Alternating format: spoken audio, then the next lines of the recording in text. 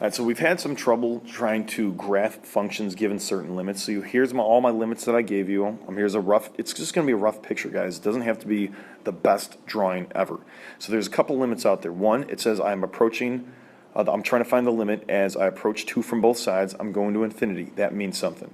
As I approach -3, it goes to negative infinity. From both sides, that means there's something's going on there. As my x values constantly get larger, I go to -2, and as my x values constantly get smaller towards negative infinity, I also go to -2. And then I got this point that they want me to plot, 1, 0. Right? So I'm going to go ahead and start putting some information out there. I know something's happening at 2, something's happening at -3, and something is also happening at a y value of -2. Remember, when we say limit, we're approaching specific y values. Right? So at 2, there's this vertical asymptote.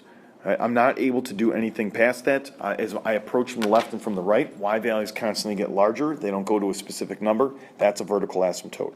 Same thing over there at -3. The only difference is that now my y values are getting really, really small. So whenever your limit goes to infinity or negative infinity, that means vertical asymptote.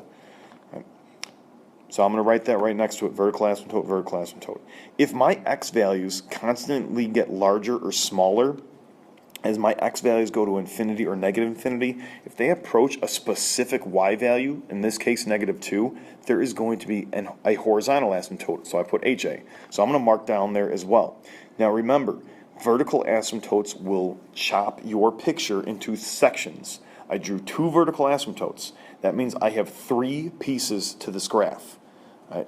The horizontal asymptote I can draw past, it doesn't matter, but vertical asymptotes you can never cross over. All right, so now we're going to use this information. I'm going to plot that point 1, 0. Now I'm going to look at my first limit. As I approach 2 from both sides, I should go to infinity. So I'm going to draw 2 arrows on either side of that vertical asymptote going up and up and up. Now I'm going to look at my next piece of information. That's my limit as I approach -3. It goes to negative infinity. So I'm going to draw 2 arrows on either side of that vertical asymptote going to negative infinity. So I got that information already done. Now the next piece is the other side. All right, so as I approach infinity, my x values, I should be going to -2. So you're going to see I'm going to draw an arrow on that horizontal asymptote going to -2. There's another part. It says as my x values constantly get smaller, I should go to -2. So I'm going to draw another arrow going there in that direction to -2 as my x values constantly get smaller.